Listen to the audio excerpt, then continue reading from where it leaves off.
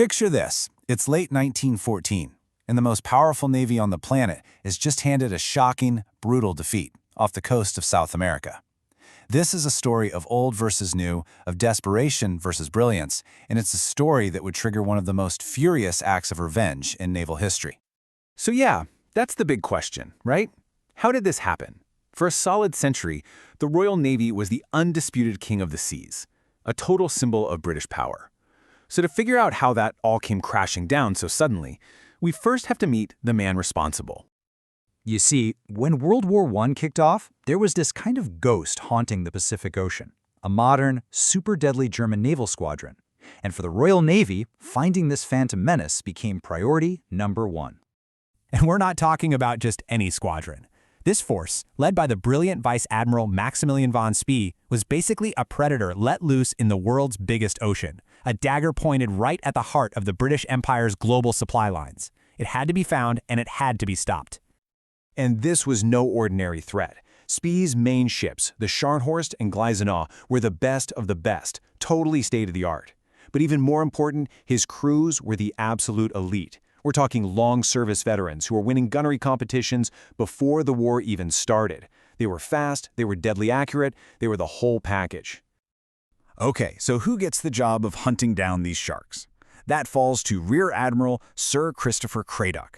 Now, Cradock was a brave guy, a respected officer, but he was about to be put in a truly impossible, no-win situation. I mean, just look at this matchup. It's not even a fair fight. Cradock's ships were older, they were slower, and his crews were mostly reservists who barely knew their way around these particular ships. Spee, on the other hand, had modern, faster cruisers with bigger guns that could hit the British from miles away, long before Cradock's guns could even hope to fire back. It was just a recipe for disaster. Now, Cradock did have one ace up his sleeve, a very old but very powerful battleship, the HMS Canopus. The only problem? It was painfully slow. So Cradock had to make a choice. To have any shot at actually catching Spee, he made the fateful call to leave his heaviest hitter behind. He was betting everything on speed over firepower. So you might be asking, why would he do that?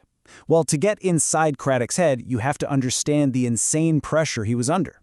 Just a few months before, another British admiral had been court-martialed for not engaging an enemy. Cradock was terrified of being seen as a coward. He felt that his honor and his orders left him no choice but to fight, no matter how bad the odds looked. And just like that, the stage was set. November 1st, 1914, off the coast of a place called Coronel in Chile. Cradock's long hunt was finally over. He'd found von Spee. Or maybe it's more accurate to say, von Spee had found him and was lying in wait. The way the battle unfolded is just chilling.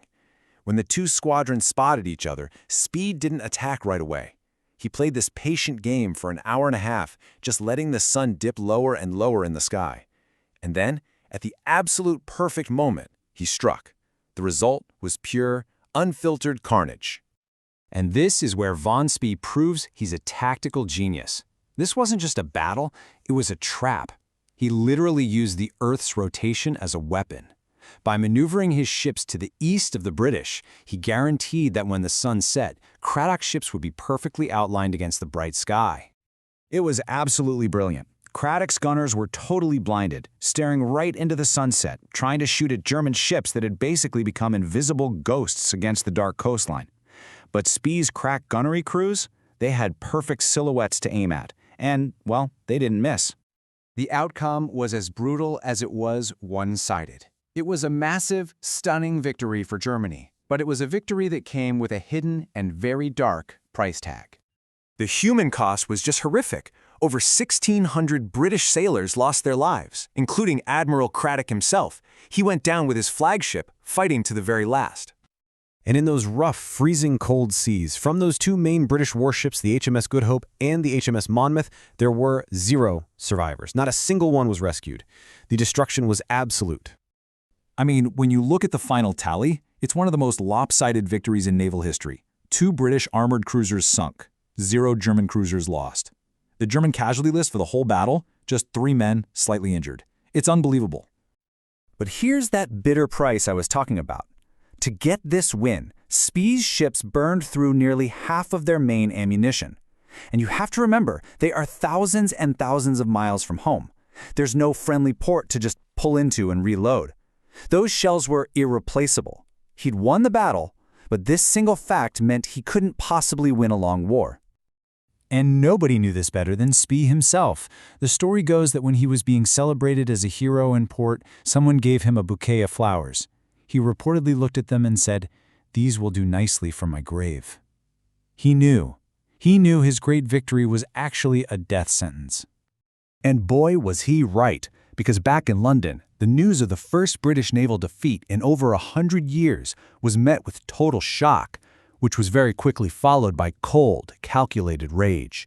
The humiliated British Empire was about to strike back, and strike back with overwhelming force.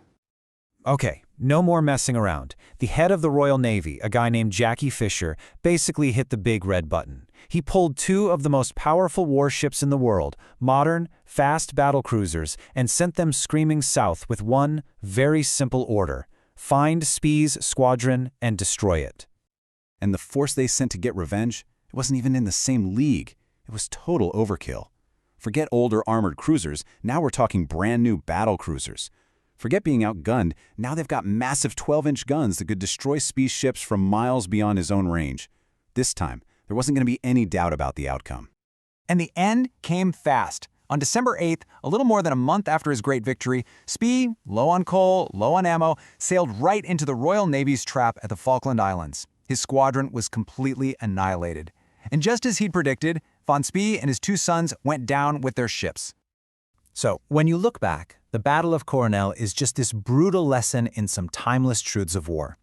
It shows how a mismatch in technology can be totally decisive. It shows how the pressure on a commander can lead to a fatal gamble. But maybe the biggest lesson of all is that even a brilliant tactical win is completely meaningless if it costs you everything you need to fight the next battle. And that leaves us with one final tough question to think about. Was Admiral Craddock's charge just a reckless blunder born of desperation? Or, by forcing Spee to show himself, and crucially to use up all that irreplaceable ammunition, was his defeat actually a necessary sacrifice that sealed the fate of the German squadron? It's a fascinating debate, and one that historians are still having to this day.